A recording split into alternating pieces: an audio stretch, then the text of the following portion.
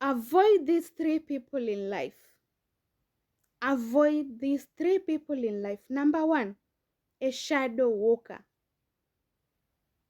These are the people who always want what you have, not because they admire you, but because your light offends their darkness.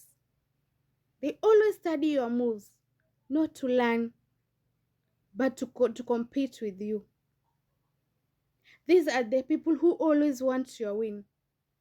They will copy it, and if they can't have it, they'll kill it with criticizing. Sneaky remarks must be nice when truly are plotting how to take your peace. Avoid such people. Number two, the masked ones. Wanafik. These ones are dangerous.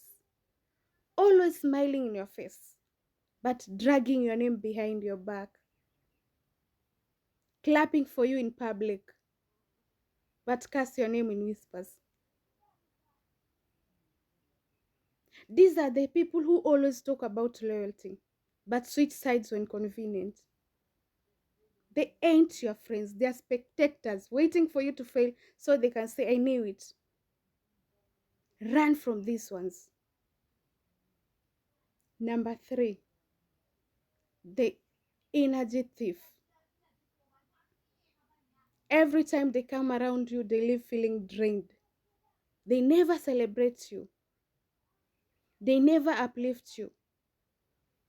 They always complain, compete, and compare. Always bringing the storm to your calm.